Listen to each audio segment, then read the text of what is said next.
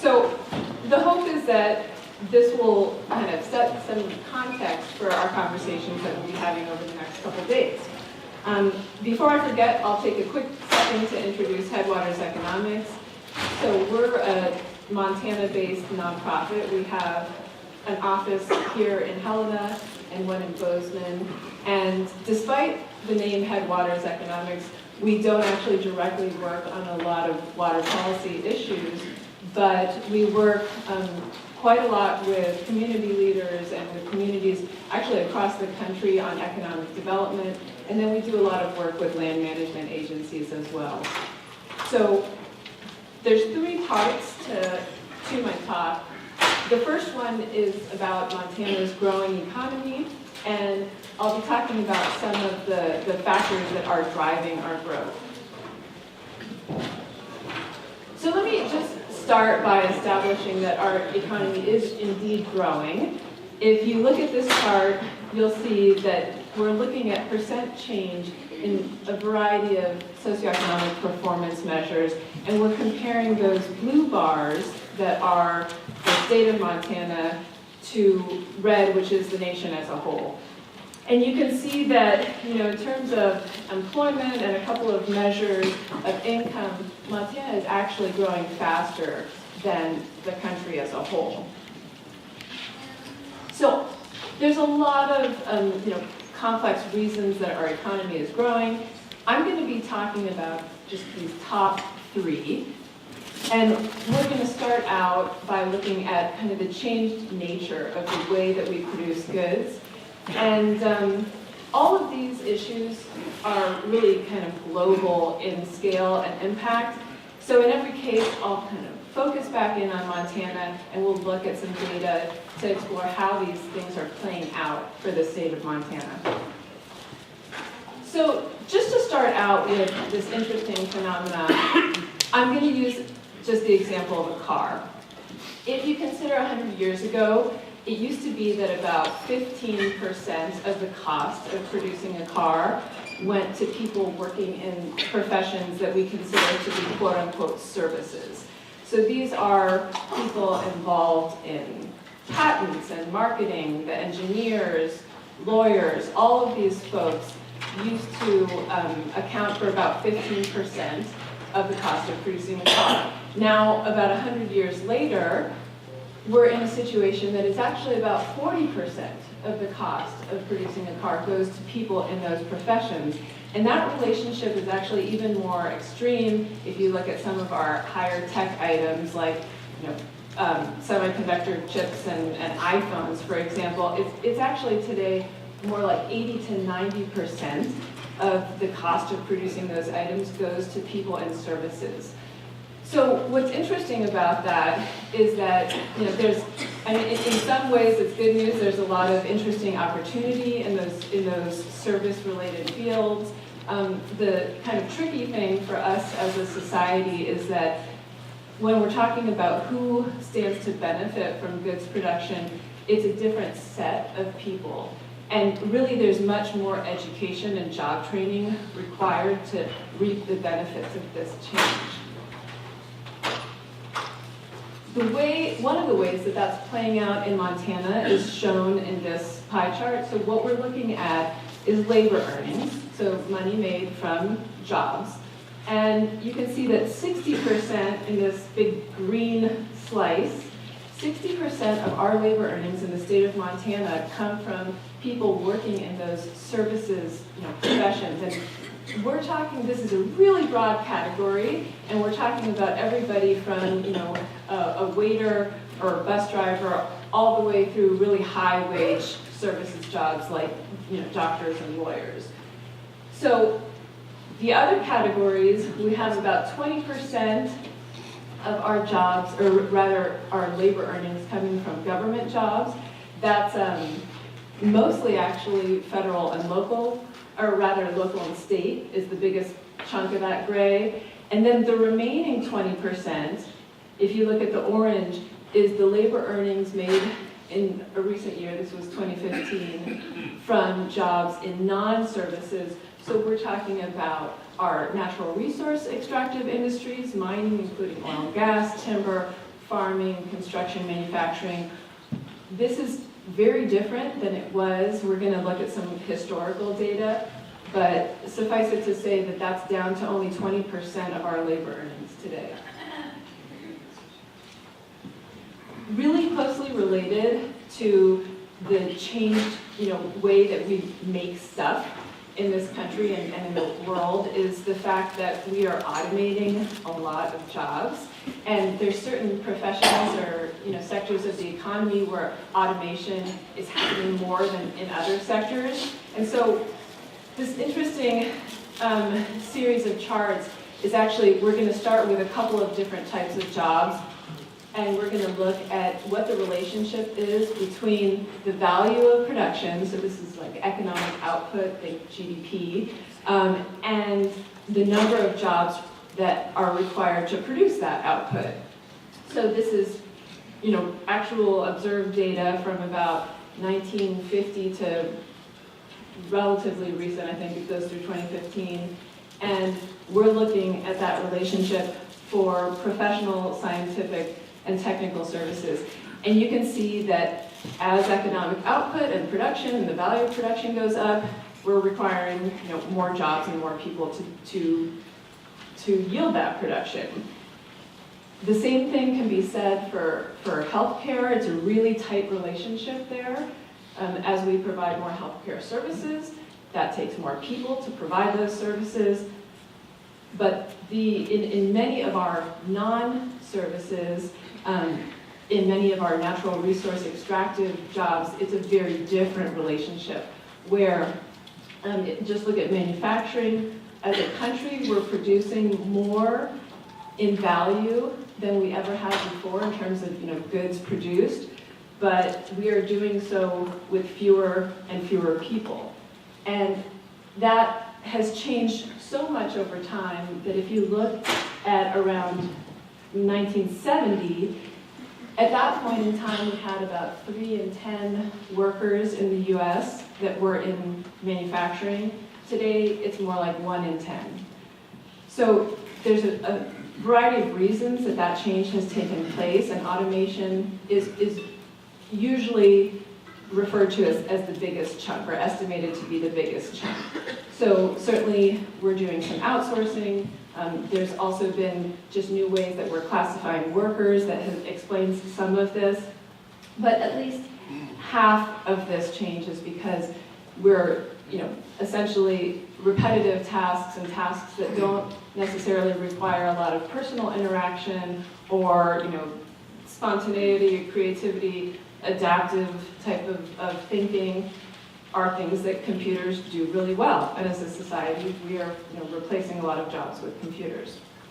So one of the ways that this is playing out in Montana is, if you look at this orange line, this is a rather complicated chart, so I'll walk you through it. So we're looking at 1970 to present. We're looking at income, personal income made by different industries within our state. And if you look at the orange line, you can see that money made from our non-service industries has remained relatively flat. If you look at the orange line, this is money made from jobs in the services professions, and it's quite a difference there. So the other thing that is really fascinating on this chart that we're actually going to talk about next is the blue line, and that blue line it's the money circulating around Montana's economy from non-services. So this is money that does not come from people working in jobs. So the fact that there's so much growth there, and I'll explain a little bit about what that wealth is, it has a lot to do with our aging population. Again, this is a global phenomenon, and certainly one that we're feeling in Montana quite a lot. So in just a couple of years, we're going to see that a quarter of our workforce is older than 55 years of age. What we're really talking about is the baby boomer generation. These are folks that were born after World War II, from about 1945 to the late 60s. The funny thing is, I was showing this to my husband last night, and he said, "Patty, I don't think those look like baby boomers." And I realized that these pictures of these folks, who are all friends of ours at Headwaters Economics, are a good 5 to 10 years old. So everybody's a little bit more gray, actually. So anyway, the interesting thing about this kind of cohort of people is that they're estimated to hold 80% of the financial assets in this country, and only 20% of them have already retired. So this is like an age wave tsunami that is going to hit our country and certainly be felt in Montana, since we are attracting a lot of baby boomers. And then there's all kinds of fascinating questions about how this will play out. You know, how will these people spend their money? Where will they choose to live? How much money will they have upon retirement? And we're already seeing some hints of that playing out in that kind of category of money that I refer to as non-labor income. So this is totally fascinating to me. We've arrived at a point where in Montana, only 60%, this is the red chunk, of our personal income is from wages, money that people make on the job. The other 40%, and this is very rapidly growing, soon probably to reach 50% of our money circulating around this economy in Montana, is from non-labor sources of income. The top two slices, these darker blue slices, are from, the biggest one is money made from investments. And the second one, which is definitely related to an older population, and the second one is other age-related sources of non-labor income like Social Security and Medicare. So together, money earned from investments, Social Security, and Medicare make up a third of the money circulating around Montana's economy. It's pretty amazing. So this is a cute and kind of oversimplified map of Montana's economy that points pretty exclusively at our natural resources. But the fascinating point that we have arrived at is that for every dollar made from jobs in our natural resource industries, there are $4 in our economy just from investment income. So proportionally, it's that's an interesting comparison. And 4 times the amount of money from investment income is kind of a surprising place to be. Now, is this a good thing? Is it a bad thing? I don't know. What I can tell you is that it's driving our job market in really interesting ways. If you consider the industries that have added the most jobs in the past, well, let's just take the past decade, what we see is that healthcare is number one, and the second one is real estate. So that's certainly driven by the demographic changes that we've seen in this state. All right, so I have a short section about the degree to which growth is uneven, kind of the winners, losers, who is, what geographic places are attracting more of this growth. And here it is in a nutshell. The economic growth is happening in cities. It's happening in Montana's more populated areas. I highly recommend this book. It's super interesting, and the author basically makes the point that because of the human need for personal interaction, it's why we're all here today, that cities are going to continue to be the economic engine. We thought, I telecommuted from the bush in Alaska for a couple of years, and we all thought that, our technology infrastructure was going to be this panacea, that this great equalizer where rural and urban areas were going to have the same opportunity, but that hasn't really played out. And people need FaceTime. What's kind of interesting about this is that by some measures, the West is actually much more metropolitan than the rest of the country. You wouldn't think so looking out your windshield, but the fact is that 89% of Westerners live in cities, as opposed to 75% of people living in cities in the rest of the country. So in Montana, 2/3 of our jobs are located in just a handful of counties. And if you look at home construction since 2000, more than half of the homes that have been built are located in just 4 of our counties. So not surprising that Gallatin is at the top there. So, thinking about whether there are opportunities and what are the challenges around this, I guess if you consider one thing,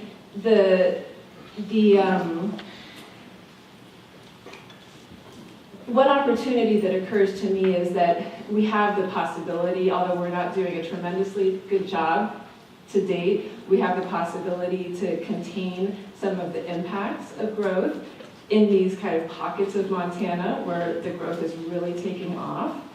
And talking about housing is a really good way to segue into impacts. So we're going to look at this series of maps that show land use change over time. I'm just going to show where and when homes were built. And we're going to start in 1900, and what you're going to see on all of these maps is little red dots on the maps showing when homes were built and where. So if I fast forward decade by decade, we're going to end eventually in 2016.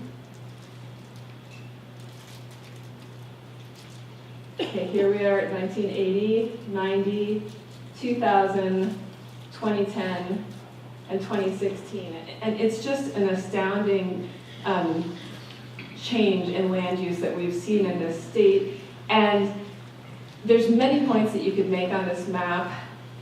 What I want to call your attention to is that whereas our economic growth and our population growth has been really concentrated in just a handful of counties, we are seeing incredible sprawl in our residential development patterns, and that's having major impacts on the rest of Montana.